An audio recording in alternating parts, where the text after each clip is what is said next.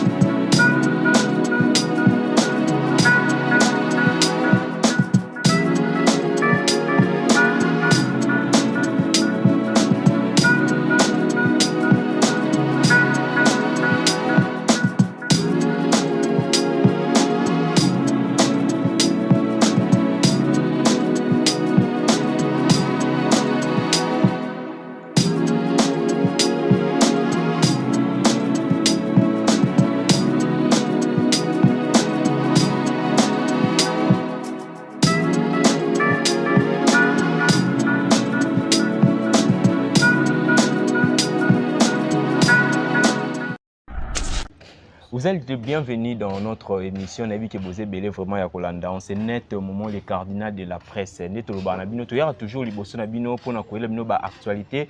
Et puis quand il y a un bino bateau au bino bossing arabi soto yamba. Déjà vous pouvez les remarquer sur ces plateaux. Les cardinal n'est pas seul. Mais je vais pas aller trop loin. D'abord na saluer mon patron, le chancelier des Imbo et ses papa bio plus frais plus que le frais. Donc Moutoua ça vraiment que culture africaine et ça a toujours les bossons culture africaine et qui est toujours à table boyango namité ma boyebi qui est ça bongo. Sur ces plateaux les cardinal reçoit moko ya bandeko ya chancelier des Zimbabwe. Vous allez découvrir pourquoi Nabi Moko ya bandeko, il y a les chanceliers des Zimbabwe sur ces plateaux. Il s'appelle Popo Miyake. Il s'appelle Popo Miyake. L'incarnation de Papa Wemba. L'incarnation de Papa Wemba. C'est avec lui que nous allons partager le bon moment durant cette émission. Laissez-moi le temps de saluer mon invité et puis Nazonga Mbangwe Panabino, artiste de Popo Miyake. Bonjour. Bonjour. Déjà, santé Ndeni. Santé ça pépélé. Très bien. Déjà, et mon arabe tendance, bah malili à moi libanda déjà. Ah ouais, mais ça là, etika là. Etika là bongo. Voilà, lelo pour tout démarrer déjà l'émission à Bisso. Quand on parle de Popo Miyake qui est baso mon année dans tout le début de l'émission, c'est comme s'il y a l'incarnation et à Papa Wemba, même dans le ligne non ya koloba, dans le ligne non ya koyemba. Comment est-ce que ça arrive qu'on incarné la personne de Papa Wemba? Bah, Papa Wemba pour moi c'était vraiment un papa, comme un papa biologique. Voilà. Donc, avant d'agir, il y a trop. Et dans la même fait, tu voyager. Au Bengangaï, tu vois, tu as un Sikamo, tu vas solo là, il faut passer un conseil. Voilà. Donc, avant de vous faire le roi, moi, là, je vais faire le roi, papa, n'a botinga. Ok. Parce que lui-même m'a dit, Nga Nazali, donc moi, je suis une année. Donc je suis son fils. Ok. Après qu'on nous bango, C'est un peu ça. Donc, papa Wemba, ko imiter, n'a pas ko imiter. Là, tu bandi ba maraba musique, na bo mwana. Voilà. Na na nga ba fa likolo. OK. Sans se rendre compte qu'on imiter même papa Wemba. Et na oyemba. Et là na zo yemba ba to bazo kanga ba. Oh. Amba lo kwa papa Wemba mbala mo na mo s'intéresser pe. OK. Na papa. Donc ibanda ine bongo. Ouais. Ekotanga na depe na yokuta na suna ye.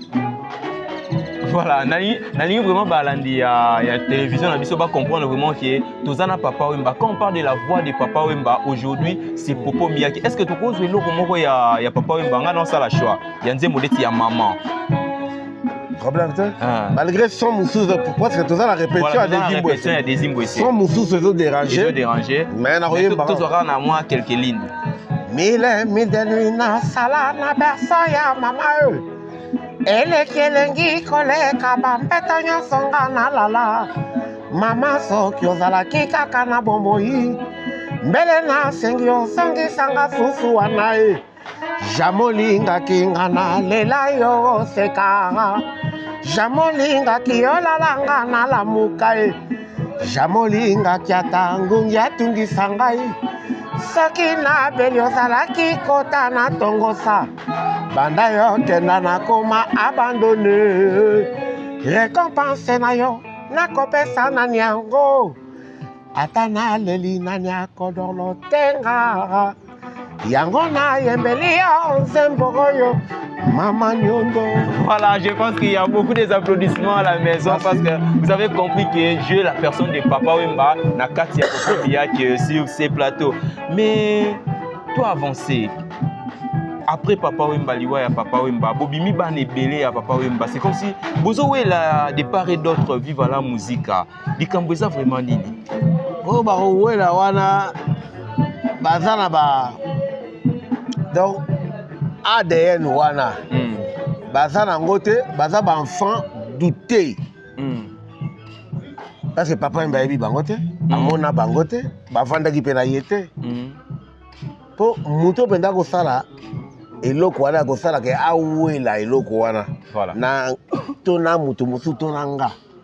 Ama elete sala nde mokili ebetela mapoko c'est tout. Owela ngo ya nini? Owela ngo sala ngo mieux que les autres.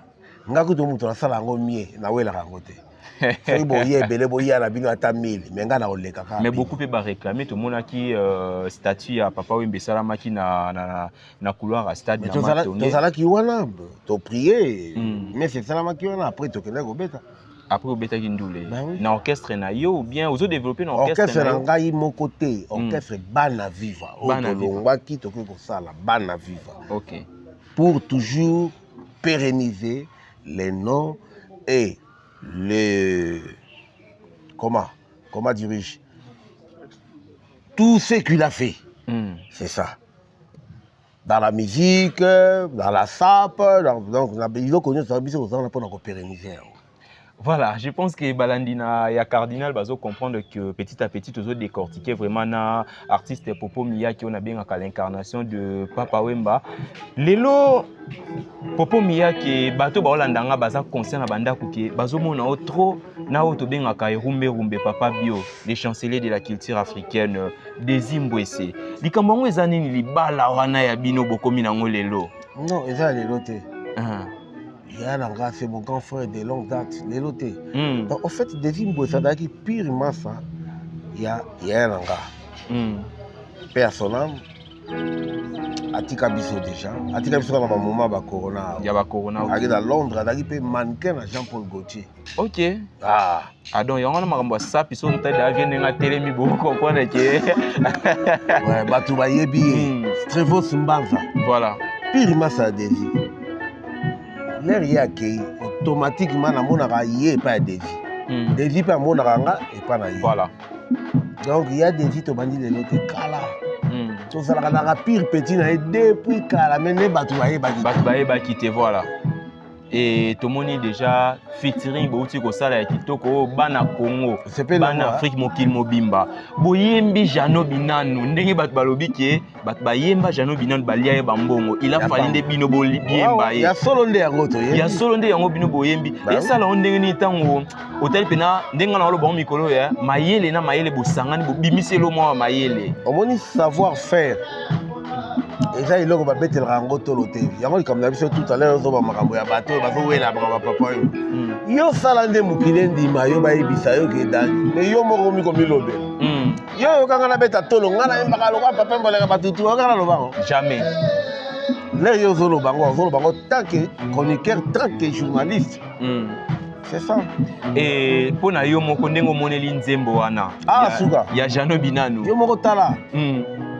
Nyoso eza bien. Na clip forme d'abord biso bana papa on déjà c'est déjà pire peut-être vieux beaucoup donc yango là eza sur ya koloba te to yembi pe kitoko lelo babi na ba featuring no se bibi na 2024 bande bandaki c'est comme si ils en featuring monté kokana na le comité exact bino boza bato bosali mo makambo ebele na musique ya Congo lelo génération lelo ce qu'il faut parler de la musique na génération oyo ya baleki na bino bazo la trop polémique j'ai compris déjà la question bazo la cara polémique on est pas voir temps il y a qu'au travailler voilà il y a qu'au créer babiloko ya sika on va dire monotonie ezo régner kaka à garder mélodie à changer kaka maloba voilà ban attend ça recherche c'est ça. Résultat la bango ya ngwana. Ba sa musique ya malonga te. Mais quand vous te l'ingité la musique na bango lelo. Mais musique na bango balobi c'est comme une concurrence trop ya ba salle. Nani abeta ki salle ni nani abeta salle. Est-ce que na tango bino bo banda wana soki o mati zino yo wana aussi na ba fali na ba faire. Ba fali ba faire ba Fabrigas. Bango ba likolo banda ba Fabrigas ba déplique voilà tia bango déranger na bango wana ko tia fali azobeta déjà bonne musique hein c'est ça pour ça yo côté c'est ça même faire azobeta bonne musique à part monotonie c'est un bon chanteur il a une belle voix alors c'est la bonne musique lelo fait rigolo aussi aza moto ceux qui aza ko interpréter Papa Wemba moi ba accent wana ezo bon il y a un accent peza wana te il y a un accent côté ya ba debaba Débat oh Papa Mbabimisa débat El Shabab grand chanteur le professeur paix à son âme yeah bango bazana ba ran wana voilà yeah bazana ran Carlito Mukewi ok voilà tout ça comme vraiment moi mimi pour to baito aux artistes matam la été en pleine répétition lelo oye ko faire vivre biso ba mourir à bonne musique to za pembeni ya chancelier des Zimbabwe biso ba chancelier ba bébé d'amour to ye ko vivre yo na répétition mingi tozoka banzemo na bango senti ba antarex po bakoma o senti ba autotune po bakoma mais to ndimi vraiment solo qui binanu tala to vivre en live c'est comme si bozo kola na nzoto mais mungongo ezotika la secret za nini c'est naturel on ne force pas la voix il y a qu'on forcer qu'on réveille yo mukolo mususu ça c'est naturel très naturel. Voilà. Na force rangote na ganga kate. Na za mutu oui kasire ko zala. Voilà. Na kasser mais la technique des chants na maele na na yemba toujours batu ba sepel. C'est un peu ça. Est-ce que Popo Miyake pe azala ka membre Sokoda? Non. Nga ba la kota ngote banda ba sonne kati la kota ngote. Pourquoi otiaka lokolote na Sokoda? Na boya buso ba na nzoto. Balia, balamba, Oroyate. Voilà, donc Popo Miyake lobi mamba Sokoda, bolamba, bolia, yakoyate. Je pense que nous sommes vraiment à la fin de cette interview parce que nous retenir artiste était mot de séparation. Tu retenir ni na passage na yo lelo na répétition na biso planète élégance. Na lingi la mélomane ya bonne musique. Bon consommer featuring wana Jano Binanu. Tombeli pe mutu moko bien akabaka trop asuwa. Eso kutana naye. Déjà président chancelier des Zimbabwe c'est habitation masona d'ailleurs on promet que comme mabiso e pa nae. Moto malamu. Et au moins les chancelier des Zimbabwe akuta la kana batu malamu. Boye pas ça mutu malamu. Ah très bon. Bonté zana ya wana. Ah non chancelier. Les millionnaires en dollars. Mais il ne parle mais très pas. silencieux. Ah, n'a pas dit pour péter sur raison tant que le barango, les patrons silencieux. Aza Mbongo, Aza posé. Ala ba bien, mais ati ala ko be la ngote lo ba impressionniste msusu. Ko be la nga boy mais au moins na bureau mutu mo ya ministre mo kuna. Yo mutu Mbongo to ka sikolela. Voilà. Yo mutu Mbongo fanda na palais ko le la rate. C'est un peu ça. Bon consommer album wana. Et puis malobésilité, le roi est sa chaîne ya biso. Ya biso, voilà. Donc les caracas to ko lobelaka. Donc, bon consommer dans le logo. Avant de faire le mingi. Voilà, merci beaucoup, artiste. Quelques salutations à Balandi. Ouais, je salue Georges Kochi. Les bourgeois de Montfleury, coup de gaz. Voilà. Lick Lukasi. Moté, ma mère, j'ai tout. Maman Nabi est avocate. Et je salue encore Chako Koubouri. Je salue. Donc, bah, c'est bien. La poto, tout le monde a Chabalo, quoi. Les qui a le quoi, Kanza. Kadé, na bango, Massalangai. Ok. Et à Londres, nous avons la démarche dans Chimba Mabila, Billy Star, na Gauthier Wasenga.